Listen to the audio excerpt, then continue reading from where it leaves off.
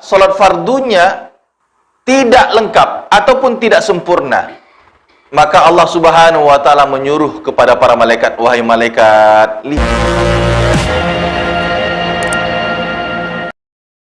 yang kedua, wa aqamus shalah.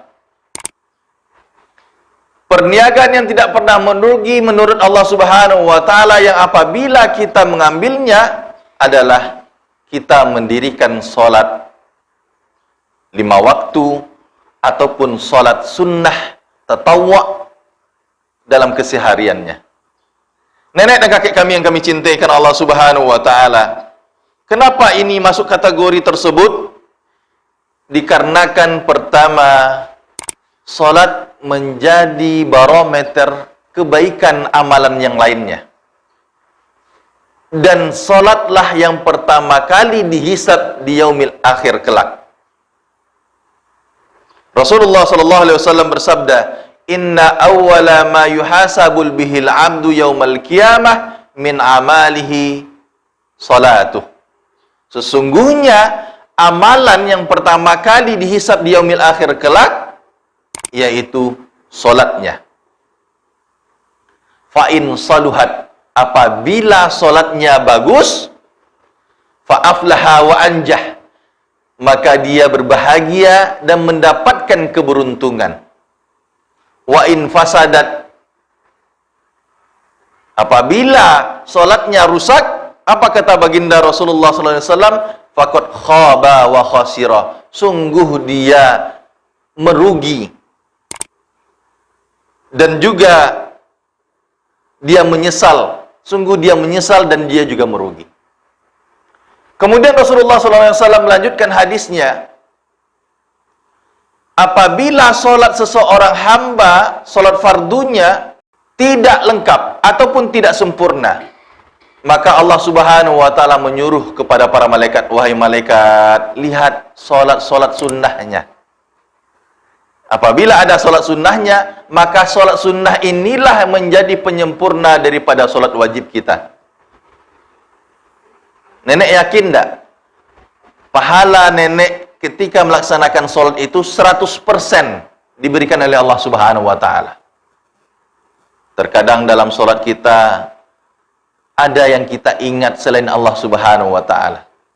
Terkadang dalam solat kita ada yang kelupaan, sehingga rakaatnya lah lupa atau bacaannya lupa.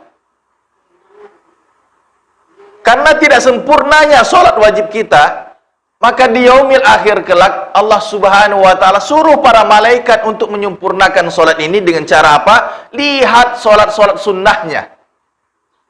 Maka jangan tinggalkan solat rawatib kita, qabliyah ataupun ba'diyah kita. Karena ini menjadi penyempurna daripada ibadah solat fardu kita. Bahkan di dalam ilmu tasawuf bahwasanya ba'diyah dan qabliyah kita itulah yang akan mengangkat solat wajib kita kepada Allah Subhanahu wa taala. Jadi jangan remehkan masalah solat-solat sunnah kita. Solat tahajudkah itu, solat duhakah itu, solat rawatibkah itu, solat istikharah, solat hajat dan lain sebagainya. Laksanakan ketika kita masih mampu dan ketika kita masih diberikan oleh Allah Subhanahu wa taala waktu dan kesempatan juga kesehatan. Ya. Nenek dan kakek kami yang kami cintaikan Allah Subhanahu wa taala. Yang kedua, kenapa salat ini menjadikan sebuah perniagaan yang tidak pernah merugi? Karena dia salat tersebut menyingkirkan kita dari perbuatan keji dan mungkar. Inna salata tanha anil fahsya'i wal munkar. Sesungguhnya salat tersebut mencegah kita daripada perbuatan keji dan mungkar. Yang jadi masalahnya terkadang kita sudah salat, tapi perbuatan keji tetap dilaksanakan, perbuatan mungkar tetap dilaksanakan. Lalu siapa yang salah? Jangan salahkan salatnya, tapi salahkan kita yang barangkali belum khusyuk di dalam salat, belum sempurna di dalam salat. Lalu koreksi salat kita. Bagaimana bacaannya? Bagaimana kaifiatnya? Bagaimana gerakannya? Sudahkah sesuai dengan sunnah baginda Rasulullah sallallahu alaihi wasallam atau belum? Atau barangkali solat yang kita lakukan selama ini hanya sekedar lepas daripada tanggung jawab, lepas daripada kewajiban, sehingga tidak ada bekas di dalam hati yang akan bisa menyingkirkan ataupun mencegah kita dari perbuatan keji dan mungkar.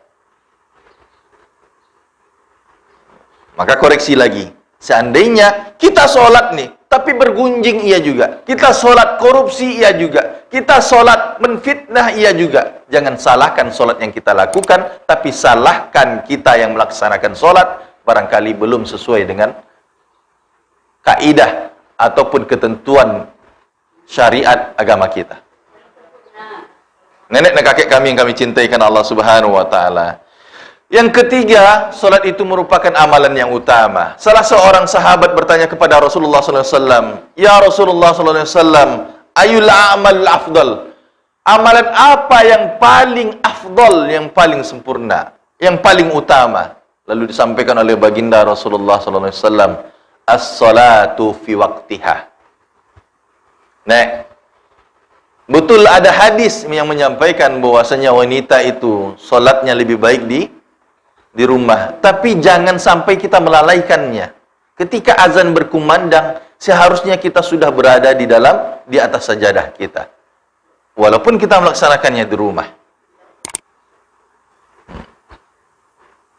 Tapi terjadi perdebatan para ulama, masalah wanita ini, siapa-siapa saja wanita yang harus afdolnya di rumah dibandingkan di masjid. Kalau Anda membaca literatur, itu lebih cenderung wanita yang barangkali ketika dia di luar rumah, keluar daripada rumahnya, ada timbul fitnah. Karena kecantikannya, karena kemolekannya. Tetapi kalau kayak kita, mungkin afdolnya itu di masjid. Karena usia kita sudah uzur dan lain sebagainya. Nenek dan kakek kami yang kami cintai karena Allah Subhanahu wa taala. Maka inilah amalan yang utama, as-salatu fi waqtiha. Setelah itu, apa ya Rasulullah sallallahu alaihi wasallam? Yang kedua kata baginda Rasulullah sallallahu alaihi wasallam, birrul walidain. Berbakti kepada orang tua. Jadi berbakti kepada orang tua ini unik sebenarnya. Karena berbakti kepada orang tua itu tidak pandang waktu, tidak pandang bulu. Apa maknanya? Orang tua kita tetap harus berbakti, kita harus tetap berbakti kepadanya. Kapan itu? Baik dalam kondisi dia sakit ataupun dia sehat. Baik dalam kondisi dia waras ataupun dia gila. Baik dalam kondisi dia sadar ataupun tidak. Baik dalam kondisi dia hidup ataupun dia dalam mati. Kita adalah orang tua, tetapi kita adalah anak dari orang tua kita. Jangan lupakan orang tua kita, dan ini adalah bentuk ketika kita masih hidup, masih ada bentuk berbakti kita kepada orang tua.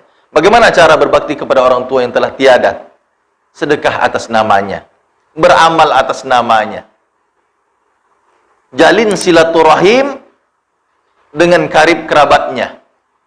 Inilah bentuk bakti seorang anak apabila orang tuanya telah tiada.